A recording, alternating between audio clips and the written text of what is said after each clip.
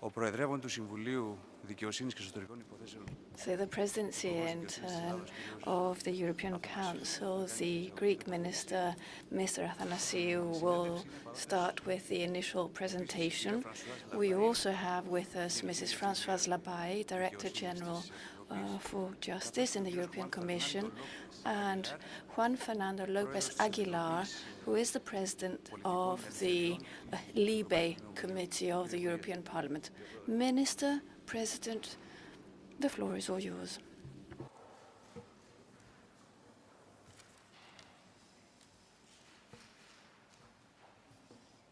Ναι.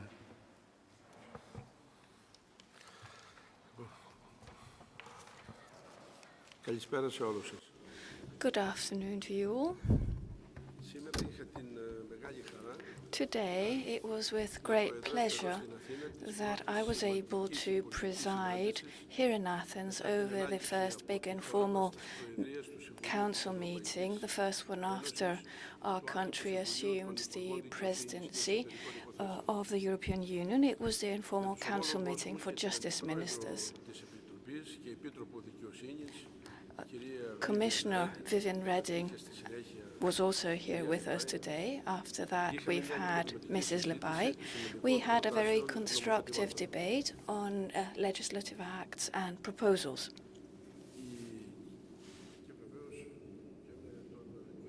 And, of course, we had Mr. Aguilar here with us today, who is the president of the Libe Committee in the European Parliament. Today's agenda was not selected at random. The desire of the presidency was to discuss at the informal council meeting issues which are not only important for the everyday life of our citizens, but are also the main priorities of the Hellenic presidency in the area of justice. Το θέμα με το οποίο ασχοληθήκαμε σήμερα The first issue we discussed today was the continuation of political debate of where the future of the GHA area lies, because this is what we were mandated to do by the European Council in June 2013. The Stockholm Programme, which defined the GHA area for the period between 2010 and 2014, is running to a close. So it is our intention to pursue, during the meeting of the European Council in June 2014, a definition of the strategic guidelines in this area. We would like to prepare the guidelines for the post-2014 period based on the principles of mutual trust, of a boost to growth, respect and compliance with the respect of personal data, and to also create a single space for the rule of law. We listened with great care to all comments made by national delegations, and I think that there was a common thread. First of all, the need to consolidate mutual recognition mechanisms, and the cornerstone of that is mutual trust through the training of all legal practitioners, judges, lawyers, everyone who is involved in the attribution of justice. The qualitative improvement of our legislation and its codification, an improvement of cooperation mechanisms, and the use of e-justice to make a more effective use of new technologies, promoting the cohesion of our internal relations and our international relations with third countries in judicial cooperation, and a better establishment of the rule of law and of fundamental rights, which should also be part of the guidelines for the post-Stockholm period. We have the presidency and we call upon the European Commission to take into account the concerns shared by European member states after the publication of its communication, after the Assises pour la Justice, and in view of the decision of the European Parliament and public consultation. Council will be able to contribute during the meeting in June of the GHA Council meeting and also at the European Council in June after that. A very important issue that we discussed today is the international part of the draft regulation on the protection of individuals when their personal data is being processed. The rights of individuals, of natural persons, need to be guaranteed when their personal data is transmitted from the European Union to third countries and to international bodies. Recent revelations on foreign programs to collect information have negatively influenced the trust on which international transmission of data lies. It must be understood that protection of data today is no luxury. It is a necessity. It is a true necessity. And the situation that has arisen is of great concern to all Europeans. The third issue we discussed was a cross-border settlement of small claims. When we say small claims, you shouldn't feel that that is odd. It is very important, although we say small claims as far as the amount. But we're talking about millions of transactions that take place every year. It's just that the amounts of the transactions are relatively low. Now, we need to find a solution so that we save time and money. The basic objective of this regulation was to improve access to justice by reducing court fees and costs, and in order to allow both consumers and companies to reap the benefit of that. In the report of the European Commission in 2013, it was seen that this small claims regulation has allowed us to speed up the processing of such claims within the European Union, but it has not yet reached cruising speed. It seems that the majority of member states is in favor of increasing the threshold of amounts that will be processed through the small claims system. To date, it is up to 2,000 euro. The proposal was to bring it up to 10,000 euro, and I assume that we will find the golden means throughout our negotiations. We also heard varying and different views on what the amount should be. On the use of new technology for cross-border litigation, part of this regulation, member states express concerns on whether it should be binding or not, because that would mean extra cost to outfit courthouses. The European Commission presented a package for procedural rights. It is a package which includes very delicate issues. And the European Commission and the European Parliament treat them with great care. We have a draft directive to improve the presumption of innocence, for example, and the right of presence or attendance of criminal cases. Another draft directive on the procedural guarantees for children, which are suspected or accused within a criminal proceedings. We've calculated that 12% of suspects or accused who go through our court system are minors. The third draft directive has to do with provisional legal aid and legal assistance for those who have been imprisoned, have been deprived of liberty, suspects or accused, and those who are part of a European search warrant investigation. We need to guarantee equal treatment, and we need to guarantee fair trial to all. So with their consent, with the Minister's consent, this will add to the mutual trust that we need to feel towards each other's judicial system. We need rule of law. That's one of the fundamentals of the European Union. And I would like to remind you that rule of law is something that started with the achievement of our countries in the past, and it metamorphosed and transformed into the legal order of all the civilized world. Today's informal council will allow us to bring forward our work in the area of justice. The presidency will try to make use of today's results so that at the GHA Council in March, we are able to bring concrete results. This was the agenda that we discussed. I would like to also mention a different subject, which is a priority of the Hellenic presidency and will be discussed throughout this semester. It's the fact that we create for the very first time the EPPO. It's the European Public Prosecutor's Office. We institute a European public prosecutor, independent, cooperating with national prosecutors, and that to combat fraud against the financial interests of the European Union and combat crime. The Hellenic presidency wants to push this forward, and I open a parenthesis. This is also the will of the Greek Prime Minister, because he would like to see progress made on there. Let's see what we manage during our presidency. Hopefully we will manage a maximum approach. It's nothing that will put under question the independence of national prosecutors' offices. It will be a coordinating body which will allow us to combat more fully fraud against the financial interests of the European Union.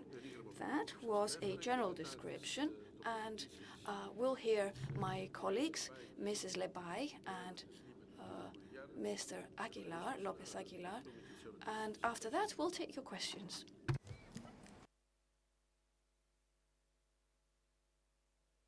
First of all, let me say that we are delighted to start the work with the Greek presidency.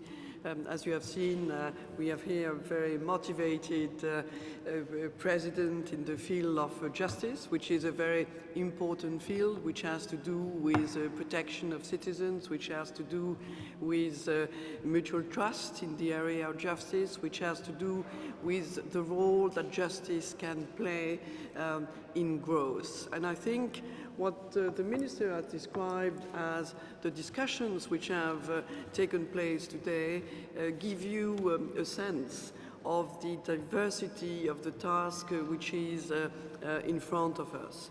When we discuss small claims, for example, it has to do with the way justice and the way decisions are taken can be simplified in order to help SMEs which operate in other member states. So this is essential. This is essential in particular in countries like Greece, which have, of course, a huge number of SMEs. We had a very good discussion on data protection. Data protection, as you know, is a key subject.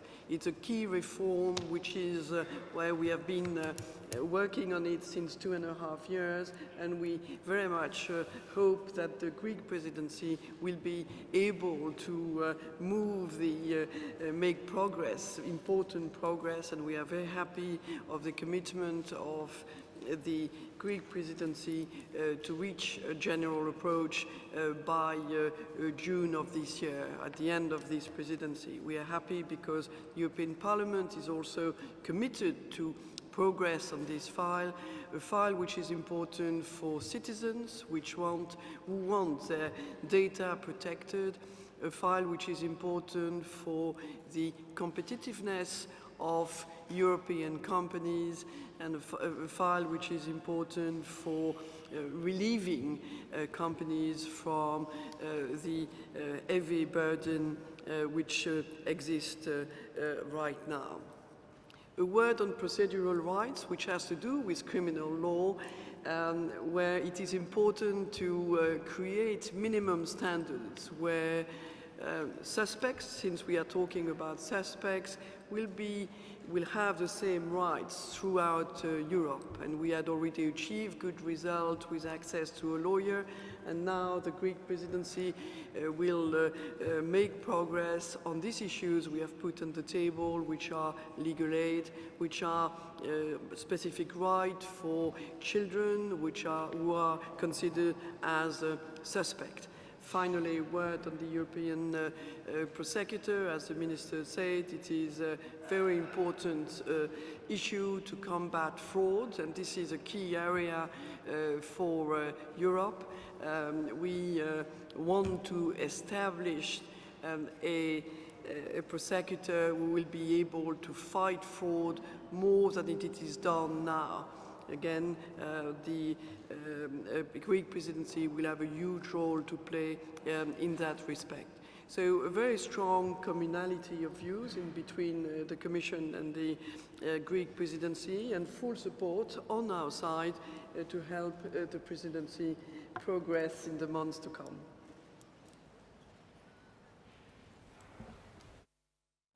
Ο κύριος Αγγιλάρ. Mr. Aguilar next. Thank you, Minister Athanasiou. As President of this informal meeting of the Council of Ministers of Justice and Home Affairs, I represent here the Committee of the European Parliament in charge for Liberties, Justice and Home Affairs. That's to say, fundamental rights, citizenship, integrated management of the external borders of the European Union, asylum, refuge seekers, free circulation of people, judicial cooperation in civil matters and in criminal matters, and criminal law making, including the fight against terrorism, internal security strategy, and the fight against cross-border serious crime. So it is my honor to be given the chance to cooperate with the efforts that are being carried out by the Greek presidency in the final track of this mandate of the European Parliament. First of all, I would like to appreciate Greek presidency and Greek leadership in this final track of the mandate, and of course to convey a message of empathy and solidarity with the sufferings that the Greek people have endured as a consequence of the crisis management pattern that so far has not driven out the European Union of its worst crisis ever. And second, of course, I show the readiness of the committee I chair, the Committee of Liberty, Justice and Home Affairs, to cooperate fully with the Greek presidency to make the best out of the things which are at stake, in place, and pending upon the decision that is to be made by the Council, so that the European citizens know, facing the coming election, May 25th of the next European Parliament, that this election is about them and their rights. The Minister has put it, we've discussed procedural rights, it's about citizens, citizens' rights to be given access to fair trial, access to lawyer, interpretation, information of the accused or prosecuted people and persons, and particularly most vulnerable persons, the guarantee before the trial of most vulnerable persons, including children. We have discussed that. We have also tried to enhance steps forward the reinforcement of judicial cooperation in civil matters as to small claim procedures, but most importantly, we have discussed the relevant data protection package, and this is something I would like to highlight. Because the European Parliament has done its part of the job. The European Parliament has sent a message to the European citizens. We care about the right to privacy. And the data protection has to be adopted throughout the Greek presidency. That's the message the European Parliament would like to share with the Council, and we've done it. Because there has been a revolution in the world of cybernetic information and communications in the net. And second, because the Lisbon Treaty entered into force alongside with the Charter on the fundamental rights of the European citizens, which means that privacy is a fundamental right, protecting each and every one of the European citizens, more than 500 million by now. And it's about time that they know about it, that they have being given rights by the European Charter of Fundamental Rights, which include the right to privacy. And that privacy has to be protected by the European Union institutions when negotiating or concluding agreements with third parties, including data flows. And that is something that has to be highlighted in a time when privacy is at stake more than ever before. We've come to know about the PRISM revelations, the program conducted by the National Security Agency of the United States, which is an outrage for the European citizens. The European Union institutions must respond. And the European Parliament has done its best to respond by adopting the data protection, a regulation, a new regulation and a new directive, which enhances, increases, and improves the guarantees and protection for the fundamental right to privacy of all of the European citizens before public authorities and private corporations as well. And now it's to the Council to make up its mind and to come to a general approach, the so-called common position, so that the European Parliament can adopt in first reading agreement the results of this exercise of cooperation between the two branches of the European legislator, the Council and the European Parliament, acting as a legislative body on fundamental rights of the European citizens. This is a major step forward that can be done, and the Greek presidency will appreciate every effort. We appreciate the commitment that has been shown by the Greek presidency to make it happen. I think this is a stimulus for the European citizens to know that the European institutions are trying to respond and to be at the height of the challenge. And that is relevant, I conclude, facing the imminent European election, which is going to shape up a newly elected European Parliament by late May. Because I think it would be unbearable that those elections could be misguided by arguments that would drive away so many from the polls and from voting in a moment in which European citizens voting the European Parliament is more relevant than ever before. And I would like to add that the answer should not be anti-European. The answer should not be Europhobe.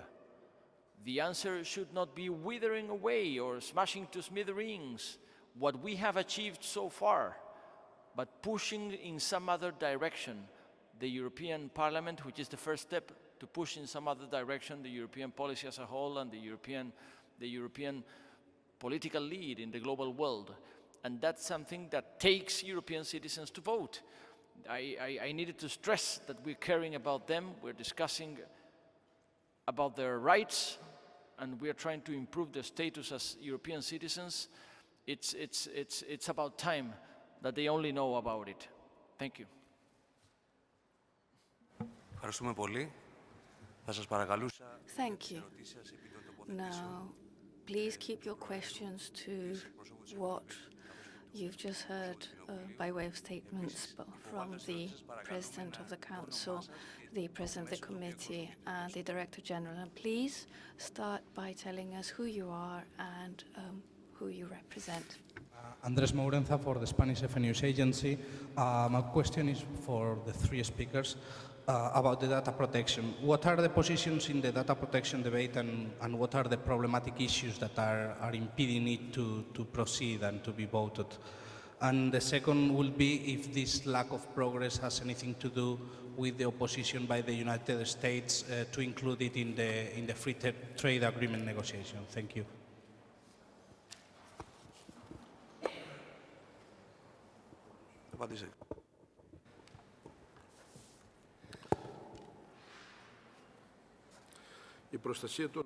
The protection of personal data, as I had the opportunity to state in my initial presentation, is an issue that's of great concern to all European citizens, and obviously is part of the Presidency's priorities, but also of the Commission's priorities, and of the LIBE Committee, under Mr. Aguilar.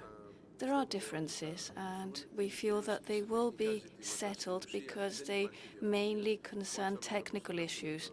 There is no real difference. We all want to protect personal data, so it's mainly technical issues which will be solved so as to offer effective protection. Public opinion and the political world are even more aware of this subject because the level of protection for data when they are transmitted to third countries needs to be adequate, sufficient. It needs to have adequacy so that people trust in the fact that protection is guaranteed. The Libe Committee, presided by Mr. López Aguilar, has examined in detail and in depth the massive surveillance issue.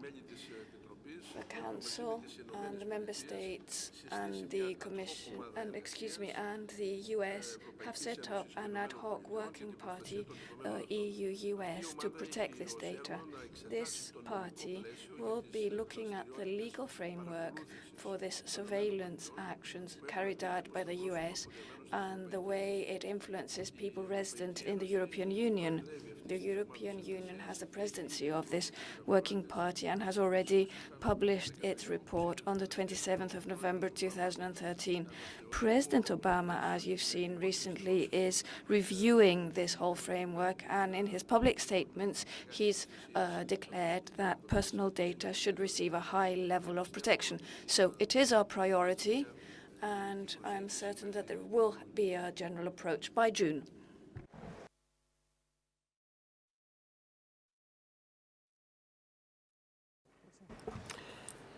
Well, of course, the reform that we have put on the table is an extremely important reform insofar that it is raising the level of protection that the European citizens have.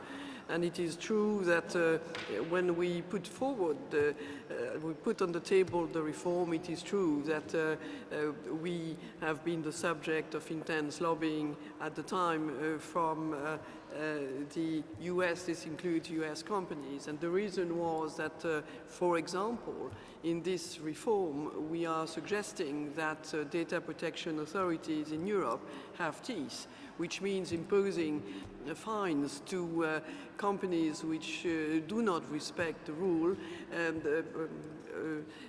fines which go up to 2% of the global turnover of this company. So it is, of course, it has a huge impact. The European Parliament, in between, has even suggested to raise the level of these fines, and of course this makes it a concern for big companies. And this is completely justified because for the time being, it is difficult for data protection authorities to impose significant fines. And if the fines are not significant, the regulation will not be respected. So this is one of the reasons why this legislation, or this proposal for a legislation was attracted some concern. This is not what we discussed today. What we discussed today is international transfer, which is what happens to your data when they are transferred to third countries. And the suggestion we are making is that this European data will continue to be protected by the regulation. That is, that the European regulation applies to these foreign companies which are providing services and goods in Europe. So these are significant changes. This is issues on which internally in Europe we are really reaching an agreement, and we very much hope that the Greek presidency will bring us a step closer to the agreement. And from the European Parliament's point of view, I would like to add that it's no secret that the data protection package is called a package precisely because it consists of a twofold initiative. First, a regulation which includes clear definitions, principles, guarantees for the fundamental rights of citizens, and obligations for both public authorities and private corporations, which have to be ground for stronger access to judicial remedies and sanctions for the perpetrators, or the infractions or the infringements of the legal principles. And then a directive which will abide the law enforcement agencies. So it's no secret either that it's been a 2 years protracted path of hard work to overcome the resistance, the difficulties, and the objections that had to be encountered to this particular point of time. But we are close to a final agreement, and it should happen. We are getting close. Much has been done from the Libe Committee and the European Parliament in order to compromise. But I must add that the very core idea that it should remain a package encompassing, binding, so that it can be really effective. And second, that it has to be strong enough to face the giants of the net. And by the same token, being flexible and open to small and medium enterprises and to private citizens to feel better protected. That, I think, so far, the work of the European Parliament has been the ground for a hopeful outcome of these 2 years' path of hard work. I remain confident and hopeful that the Greek presidency will make it. And of course, the signal is to the European citizens as a whole. I think it'll be a good message for the European citizens to know that their rights have been strengthened by a cooperative work between the European Union institutions. It would be a bad message if we shouldn't make it. But I remain hopeful that it may happen. And finally, yes, I must add, because it's not for the first time I say it, that there have been a number of initiatives, legislative initiatives, over this particular mandate of the European Parliament that have aroused resistance more than ever before in the history of the European Parliament. I would gladly put the example of the Tobacco Directive, which made a lot of noise for those who wanted to resist or object the protection of consumers' health and the public safety of European citizens when it comes to consuming tobacco. And the second example has been precisely this, data protection, that has aroused a lot of resistance, not only within the European Union, just for very understandable reasons. We're talking about a regulation which will need no transposition to directive or internal legislation or domestic legislation for that matter. It will be directly binding and effective once adopted. That is a major step forward. And by the way, that'll mean that the European Parliament is finally acting as a fundamental rights legislator. Good news for the European citizens. It's about time they know. But as I said, not only within the European Union itself, but also abroad. Some major global actors have been trying to hinder this major achievement to happen. But I'm hopeful it'll finally happen. Thank you. Next question. Yes, please.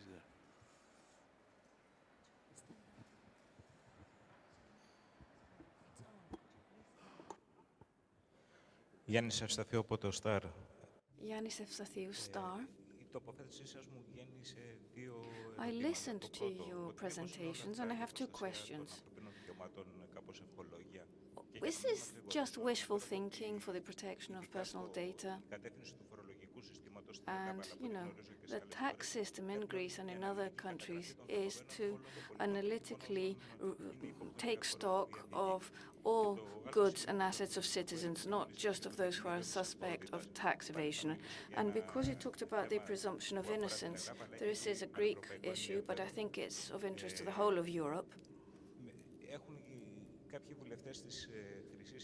Some members of parliament of Golden Dawn, which is, of course, an abhorrent and fascist organization, are in prison based on the reports of the prosecutor. There's been no final judgment. And if there's no final judgment, does that mean they can stand for office in the coming regional or European elections?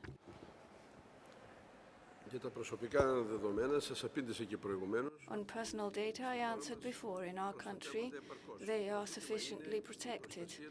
The question is how they are protected when they are transmitted to third countries.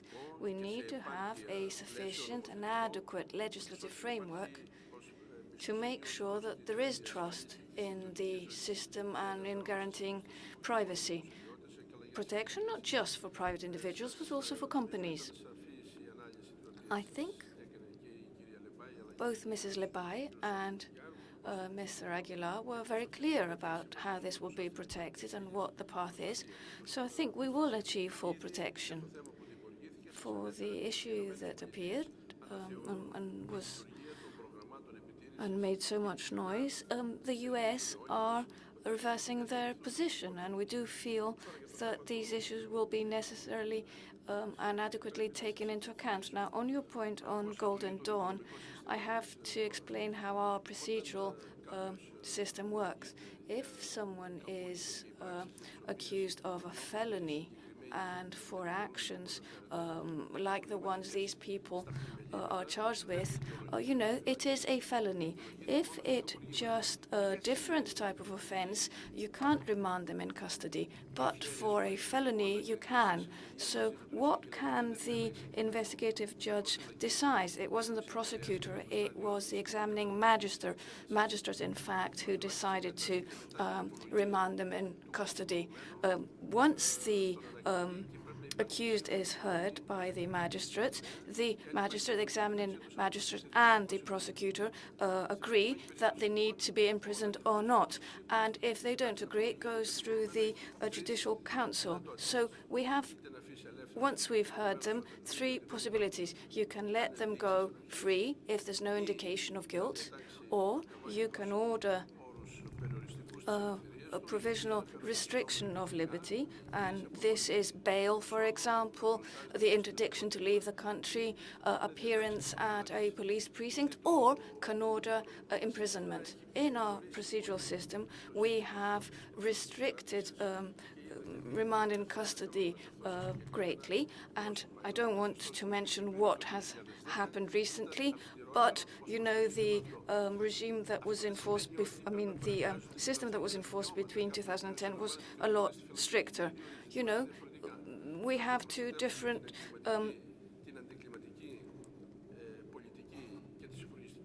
scenarios here. First of all, we need to protect peace and quiet on the streets for citizens, and also to make sure that their rights are protected. And on the other hand, you have the way people live in prison and their rights there. That's a completely different scenario. But as I said, once you've heard accused and once you have looked at the material according to which they're charged, some people have been remanded in custody and others not. And they are accused of setting up a criminal organization. And some were imprisoned and others not. Some just were let free with restrictive conditions. So I can't foresee what the courts will rule if Golden Dawn in its entirety is a criminal organization, or if there is a criminal organization set up within Golden Dawn, and of course, according to what's described as such in our civil procedural law code. Rule of law was established in this country. Don't underestimate that, because I hear lots of things from your colleagues who accuse the rule of law and accuse us of not applying it. You know, we were the ones who set this up and gave it out to the whole of the civilized world. Of course, the contribution of other civilized countries where the legal profession is at a very high level managed to enshrine this. But to go back to what happens in Europe, it is a main priority of the European Union and of our country, which holds the presidency, and of all the institutions here, the European Commission, the European Parliament, to make sure that the rule of law becomes further enshrined. No microphone. Unfortunately, we're not able to hear the question. Αυτό Συγγνώμη, δεν έλαβα απάντηση. But you did not answer me on if those who are remanded in custody without a final ruling may stand for election. των πολιτικών δικαιωμάτων σύμφωνα με τον You know, according to our criminal procedural law, standing for election, and the same goes for other developed countries, is decided by the criminal court in charge. Άλλη ερώτηση, παρακαλώ. Other questions?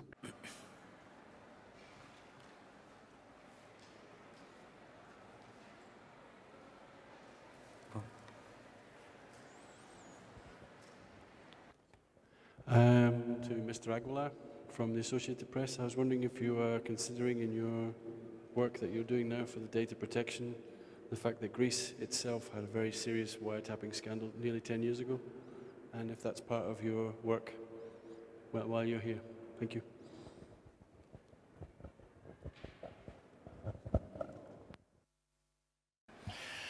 The only answer I can provide is no. That's the short answer. I mean, this is a European piece of legislation. It's about the whole of the European Union, its institutions and its member states. And it's about the updating of the early obsolescent directive, which stems from 1995. Almost 20 years have passed, not in vain. There's been a major revolution in the net. We got to take note. And second, is a consequence of Lisbon Treaty entered into force. I insist, we must not overlook the importance of the Charter of Fundamental Rights of the European citizens. It's there to stay, and it's binding law with the same validity as the treaties.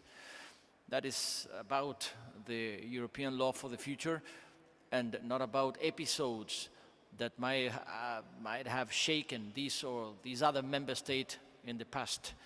Many countries have encountered problems of that sort in recent experience.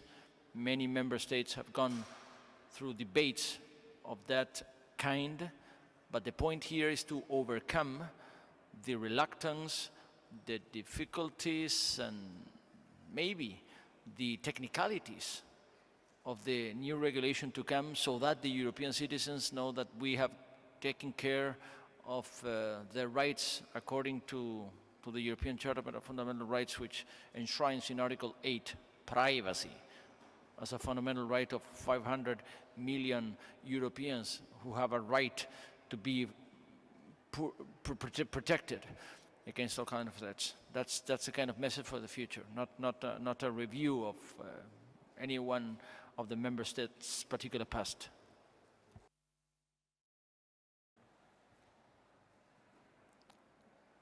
Next question. Κάποια άλλη ερώτηση.